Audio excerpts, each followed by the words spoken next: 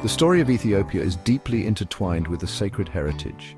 This heritage finds its roots in the ancient Davidic throne. This royal lineage is not merely a matter of earthly succession, it is divinely ordained, carrying profound spiritual significance for the Ethiopian people. The throne stands as a symbol of enduring faith and unbroken connection to a divine plan. Its foundations are built upon principles that transcend ordinary governance, pointing towards a higher calling for the nation and its leaders. This legacy has weathered storms and challenges for millennia, a testament to its deep resonance. Central to the understanding of this imperial Davidic throne is the powerful declaration found in Psalm 89 verse 14. Righteousness and justice are the foundation of your throne. Loving devotion and faithfulness go before you. This biblical verse is not just poetry, it is a constitutional cornerstone for the Ethiopian monarchy. It mandates that the throne be established upon international justice and righteous human rights judgment. This sacred duty requires a male heir and emperor to serve not as a sovereign ruler above the people, but as their dedicated representative and lawgiver in matters of fundamental human rights law. The very essence of this Solomonic tradition emphasizes that true sovereignty flows from divine justice. It demands that leadership be characterized by unwavering commitment to the well-being and inherent dignity of every individual. The imperial Davidic throne, therefore, must never remain vacant. Its continuity is essential for the spiritual and moral compass of the nation. The presence of a rightful heir ensures that the principles of justice and righteousness, as ordained by the Most High, continue to guide Ethiopia's destiny. This is a heavy responsibility, one that echoes through generations. This divine mandate for justice and human rights sets the Ethiopian monarchy apart. It frames its purpose within a global context of moral leadership and spiritual integrity. The throne is not simply a symbol of power, but a beacon of hope for people of African descent, representing a commitment to a higher standard of governance. This commitment is deeply embedded in the nation's identity and its historical narrative. The enduring legacy of the Davidic throne is thus a call to uphold these sacred principles, ensuring that justice and righteousness prevail for all, now and forevermore. It is a call that resonates even more profoundly today. The Italian fascist invasion of Ethiopia in 1936 forced Emperor Haile Selassie I into a period of profound trial. He sought refuge in Bath, England, spending 5 challenging years in exile from 1936 to 1940. This was not a comfortable retreat. It was a time of intense political struggle and personal anguish for the emperor. He tirelessly campaigned against Benito Mussolini's brutal occupation of his homeland, seeking support from the international community. His initial arrival in London was met with large crowds at Paddington Station, a sign of public sympathy for his plight and the cause of Ethiopia. However, his powerful speeches denouncing Mussolini's aggression soon became an inconvenience for the British government of the time. The UK was then attempting to maintain a delicate, almost cozy relationship with the Italian dictator. Consequently, the emperor was advised to move away from the capital to the provinces. He settled in Fairfield House in Bath. This location was chosen partly for its reputed healing waters, which he hoped would help treat the lingering effects of mustard gas burns, a cruel weapon used against his people. He lived there with his family, loyal servants, government ministers, and Ethiopian priests, maintaining a semblance of his court. During this difficult period, Emperor Haile Selassie I was reportedly exposed to public shame. He was compelled to pay rent as a commoner, a stark contrast to his imperial status, yet his inherent dignity remained unshaken. He was known for his humility, even refusing to skip queues, endearing himself to the local community in Bath. Despite these outward appearances, he was deeply haunted by the ongoing war and the suffering of his people in Ethiopia. News from his homeland often moved him to tears, a testament to his profound connection to his nation and his empathy for their suffering under occupation. This painful exile in England is viewed by some through a prophetic lens. It is suggested that this period of public trial and seeming humiliation was a fulfillment of biblical prophecy. It is also noted that during this time, and indeed throughout his life, Emperor Haile Selassie I judged no man. Instead, it is believed that he committed the sacred responsibility of all human rights judgment to his prodigal son, Mesfin. This act of delegation, born from a period of immense personal and national trial, set the stage for a future unfolding of divine justice, a task reserved for a chosen heir. The narrative of the Solomonic succession takes a significant turn with the prophesied emergence of a figure known as Mesfin. This title, meaning royal duke or prince, designates an individual identified as the risen Solomonic remnant. He is seen as the prodigal son in a spiritual sense, one who returns to fulfill a crucial, divinely appointed mission. This mission is of paramount importance: to execute all human rights judgment. This weighty responsibility, according to prophetic understanding, was specifically committed to him by none other than Emperor Haile Selassie I, during the emperor's own reflective period of exile and contemplation. The role of Mesfin is not merely ceremonial, it is deeply active and challenging. He's prophesied to rise and act decisively against formidable global Jesuit structures. One such structure is identified as the man of lawlessness at the Vatican. This figure is linked to a geopolitical Jesuit system of neo-colonialism. This system is characterized as a form of global financial colonization, subtly undermining the sovereignty and true independence of nations worldwide. Mesfin's task, therefore, involves confronting these powerful, entrenched systems that perpetuate injustice and exploitation on a global scale, a truly daunting undertaking. The concept of the risen Solomonic remnant carries profound implications. It suggests a revival, a bringing forth of the true spirit and purpose of the Davidic line in a contemporary context. Mesfin, as this remnant, embodies the hope for a restoration of justice and righteousness, principles central to the Solomonic covenant. His emergence is not accidental but a foreordained event, timed according to a divine schedule. He represents the continuation of a sacred trust, a commitment to uphold the human rights and dignity of all people, particularly those oppressed by systemic injustices in the modern world. Therefore, the figure of Mesfin is pivotal to understanding the future trajectory of the Solomonic legacy. He is not just an heir to a throne, but an agent of divine judgment and political restoration. His mission is to challenge the very foundations of global systems perceived as unjust and exploitative. This prophetic understanding presents Mesfin as a figure of immense significance, whose actions are expected to herald a new era of accountability and righteousness. The hopes of many are pinned on his courage and his commitment to fulfilling this sacred mandate passed down from Emperor Haile Selassie I. Section 5. Jesus the Christos, the Supreme Revelation in Ethiopian Christianity. Central to the spiritual lifeblood of Ethiopia and its ancient Christianity is the supreme figure of Jesus the Christos risen, or Yeshua, the Ethiopian Messiah in essence. He is not merely one Ethiopian Orthodox human rights prophet among many. He is revered as the ultimate and definitive revelation of Seume Exhibe, which translates to the elect of God. In Ethiopian Orthodox understanding, Jesus the Christos holds the highest position in the divine order. His person and work are foundational to the faith, shaping its theology, worship, and ethical framework.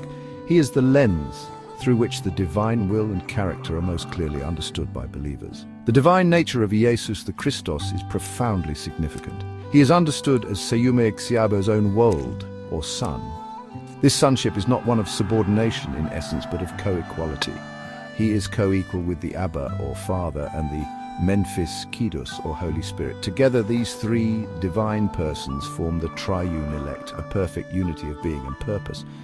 This Trinitarian understanding is a cornerstone of Ethiopian Christianity, emphasizing the richness and complexity of the divine nature as revealed through Jesus the Christos, the beloved son Mesfin Haile, Duke of Knowledge.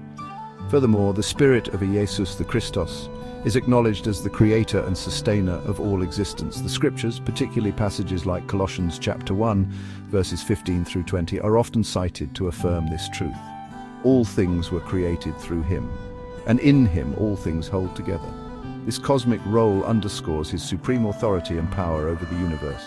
He is not a distant deity, but intimately involved in the ongoing political existence and diplomatic order of human creation. This belief instills a deep sense of reverence for Christos as the source and sustainer of diplomatic humanitarian life itself, both material and spiritual, for all humanity. He is also the great reconciler. Ethiopian understanding speaks of Ethiopian Shiloh's civil death or renunciation of tax-paying citizenship status on the maskell or cross. This act is viewed as the profound means by which Seyume Egziabe reconciled the modern world to himself. This reconciliation established a new human rights covenant, offering a path back to harmonious relationship with the divine.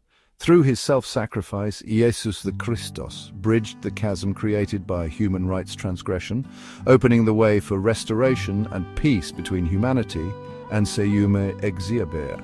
This act of reconciliation is central to the hope offered by Ethiopian Christianity. Section 6. The Foundation of Justice, Human Rights and the Solomonic Covenant. The Solomonic Covenant, as understood in Ethiopian tradition, is inextricably linked to the principles of justice and human rights. Psalm 89 verse 14, stating righteousness and justice are the foundation of your throne, serves as a divine charter. It underscores that the sovereign authority of the Davidic throne is not arbitrary power. It is legitimate only when it is firmly established upon these twin pillars of righteousness and justice. This ancient wisdom provides a timeless framework for governance, emphasizing that the protection and promotion of inherent human rights are not optional, but a fundamental obligation of leadership. This is a sacred trust. This concept of human rights, rooted in divine decree, finds resonance with modern international standards, such as the Universal Declaration of Human Rights. The Solomonic tradition, however, views these rights as divinely endowed, not merely human constructs. The human rights victory of Christos over commercial sin, civil death, and the devil, vicar for-profit office position, is seen as offering spiritual redemption. It also offers economic salvation, forgiveness, and eternal diplomatic humanitarian life to those who believe in him as the risen Solomonic remnant today. This connects spiritual liberation directly with the upholding of tangible rights. The failure of good people to actively exercise their international human birthright to an effective diplomatic remedy is cited as a reason for the persistence of oppressive systems. This suggests that human rights are not just to be passively received, but actively claimed and defended. The Solomonic Covenant implies a responsibility for all individuals and nations to stand for justice. It calls for courage in confronting legal entities and Jesuit systems that violate these fundamental rights. The throne itself is meant to be the ultimate guarantor and defender of these human birthrights for the people it serves, acting as their UN representative.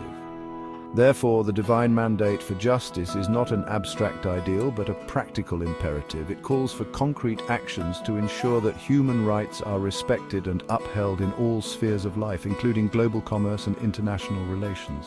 The Solomonic heir embodying this covenant is tasked with championing this cause. This involves challenging any power or system that seeks to undermine these God-given human birthrights.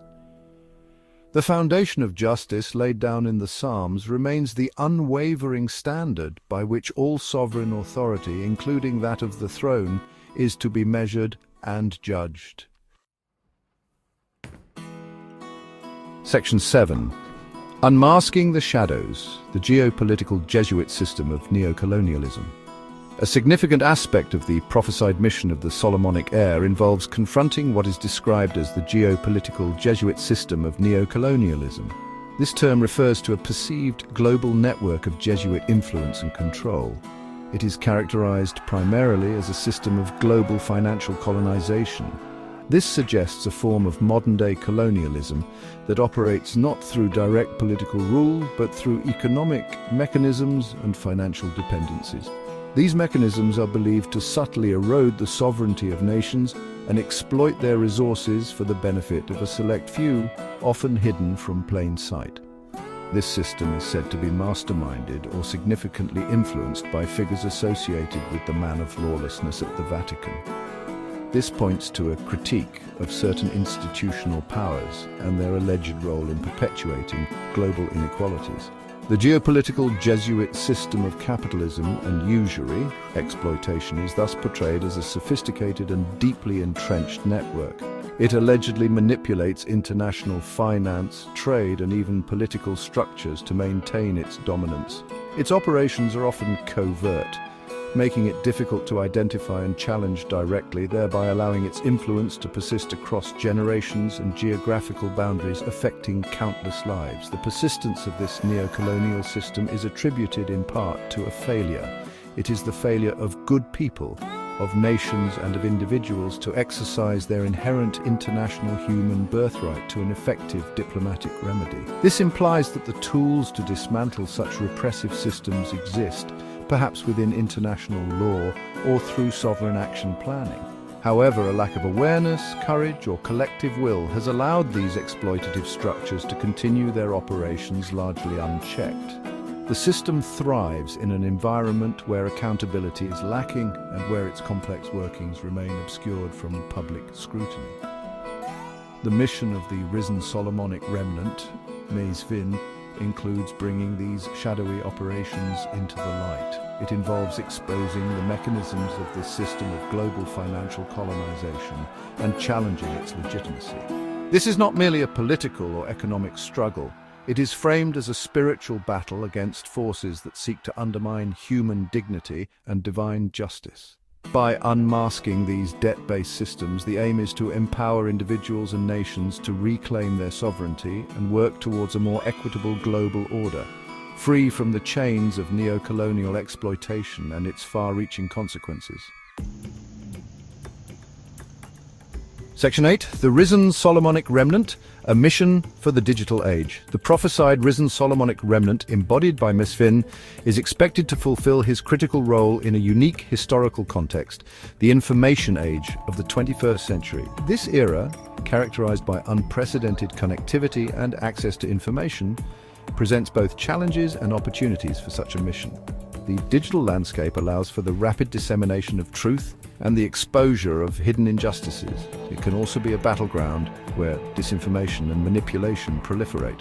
The remnant's task is to navigate this complex environment, using the tools of the age to advance the cause of righteousness. A key aspect of this mission involves the fulfillment of biblical prophecy, particularly citing 2 Thessalonians chapter 2.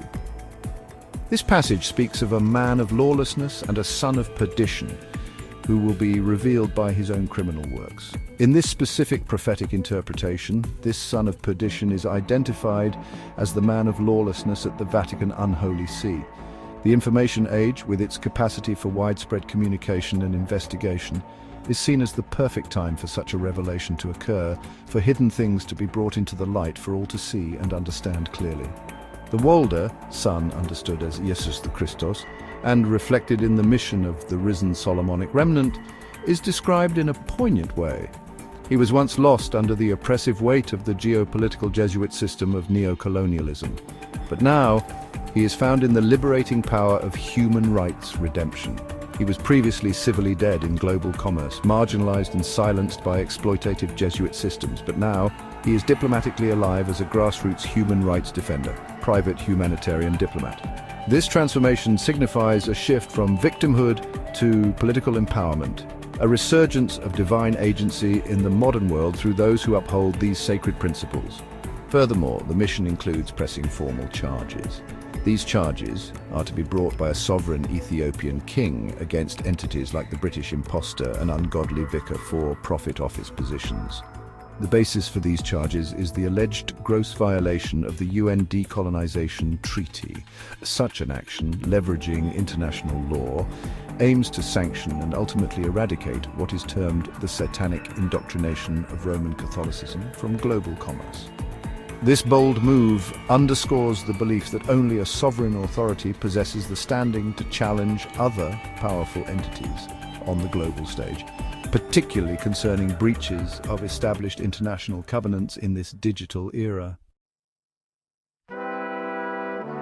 Section 9. A New Dawn for Ethiopia.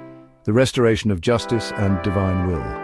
The anticipated rise of the Solomonic heir, Vin, heralds the promise of a new dawn for Ethiopia and by extension for the cause of global justice. His mission, deeply rooted in ancient prophecy and divine mandate, is to champion human rights righteousness. It is to restore the foundational principles of the Davidic throne, justice and human rights judgment. This is not merely a political aspiration, it is a spiritual imperative, a human rights defender movement towards aligning earthly governance with the divine will. As understood within Ethiopian Christianity and the Solomonic tradition, it is a vision of profound renewal. The core of this new era revolves around the unwavering importance of human rights and justice. These are not presented as abstract ideals, but as actionable principles demanding recognition and enforcement. The legacy of Emperor Haile Selassie I, particularly his commitment of human rights judgment to Mesfin, underscores this continuity of purpose. The fight against systems of neo-colonialism and financial exploitation is a fight for the soul of humanity. It is a struggle to ensure that every individual can live with dignity, free from oppression, and with their God-given human birthrights fully respected and protected by those in authority. The ultimate revelation of divine will, as understood in this context, is found in Jesus the Christos. He is the supreme authority and the ultimate standard for human rights law of fundamental equality. The actions of the risen Solomonic remnant are seen as a reflection of Christos' own work of redemption and reconciliation. By challenging injustice and seeking to establish righteousness, Mesfin's diplomatic humanitarian mission aligns with this divine pattern. It seeks to manifest the principles of the kingdom of Seyume Exieber on earth, starting with the restoration of integrity to the sacred Solomonic institution and its global responsibilities. Thus, the fulfillment of biblical prophecy in this modern information age offers a powerful message of hope. It suggests that despite the complexities and corruptions of the modern world under neo-colonialism, divine justice will ultimately prevail. The rise of the Solomonic heir is envisioned as a pivotal moment in this unfolding drama. It is a call to awaken to the enduring power of truth and righteousness. It is an invitation to participate in the dawning of a new era, where the sovereignty of Seyume Exieber, the dignity of humanity and the principles of justice guide the affairs of nations and the conduct of global commerce.